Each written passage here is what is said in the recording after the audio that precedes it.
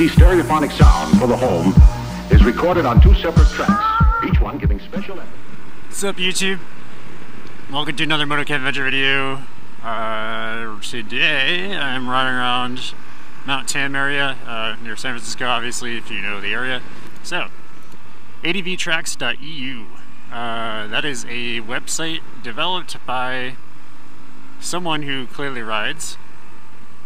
And this road is open. Hell yeah. So ADVtracks is sort of like Rever. If you're not familiar with Rever, it's kind of like you upload your, or rather it tracks your ride and you upload it, and it's kind of like a social media type thing where you can comment on rides and like rides and whatnot. And oh my god, this road is unbelievably cool, and I have not been able to ride this forever because of all the rain. Okay.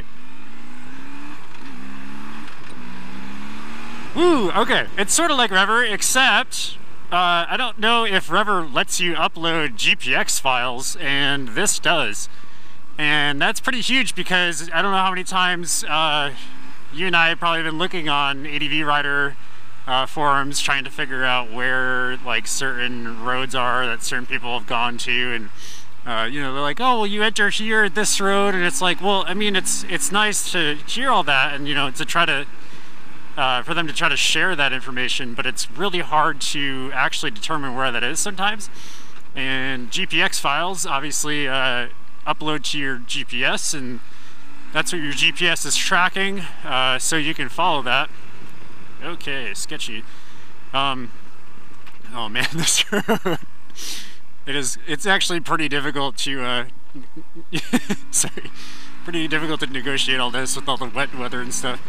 Obviously it's a little more adventure oriented than Rever is. Rever is kind of built for a lot of riders, like a wide variety. But this is actually kind of developed specifically for adventure riding.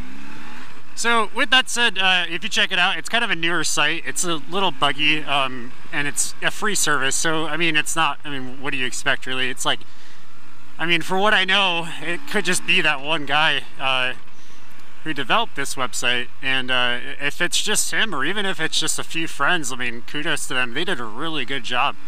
I mean, there's only some minor, like, you know, nothing that's going to break the actual usability of this website in terms of bugs that I've come across, at least. So when you're scrolling through everything, it's kind of got like a home page, kind of shows like recent tracks by I think just like everyone in general. You can go look at your friends you're following and see just what they've done. It's a relatively intuitive website to use, more so than the Rever app is for sure. And especially the Rever web app is like just kind of really not intuitive at all. So yeah, you can follow your friends who are on it.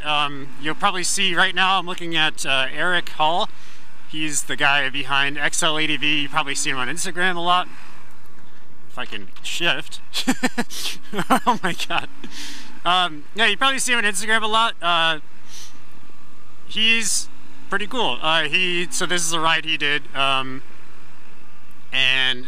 you can kind of see the maps are actually quite detailed and clear and concise, and I really like that. I'm not sure what map service they're using. It doesn't appear to be Google Maps, but it could be something built on top of that, maybe some kind of add-on.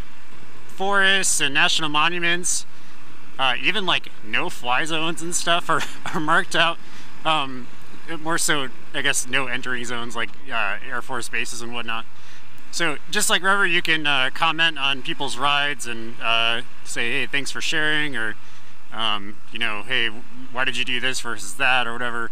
And it's really cool because you can actually do sort of a multi-day type of thing, where Rever is kind of like, you know, I might do a ride per day if it even tracks me the whole way.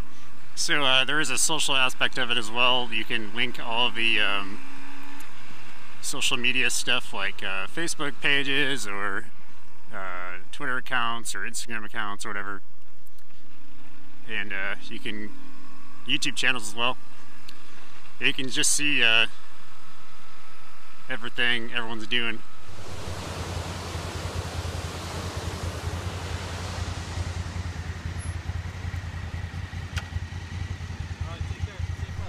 What a beautiful area. I'm so glad this place is open back up. So obviously on the website you can actually share like your YouTube video in like the videos section. There's a photo section too. Kind of gives you like just a stream of photos that people have taken that are pretty cool. You can link those to the ride itself, obviously. And yeah, I mean, everyone's got their own little profile. They've got their bike set up, like, you know, or not really set up, but rather what bike they're riding or bikes they're riding, because most people have more than one, like me. I can only afford this. So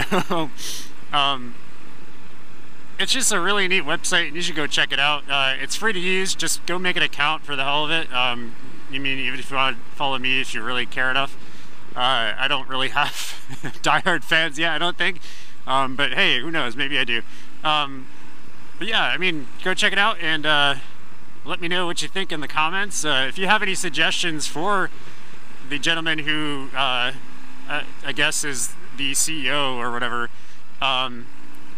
just leave them in the comments here, or even on their website they have a thing. They also have a little section to give them a donation. I suggest you just give them like a $5 or something, because that's like a pretty difficult thing to do as far as I know, and I don't think he's making any money off of this. So I mean, who knows, maybe he's farming data for something else, but that's just my other cynical self-talking. So don't listen to that guy, listen to this guy, the much happier version of me.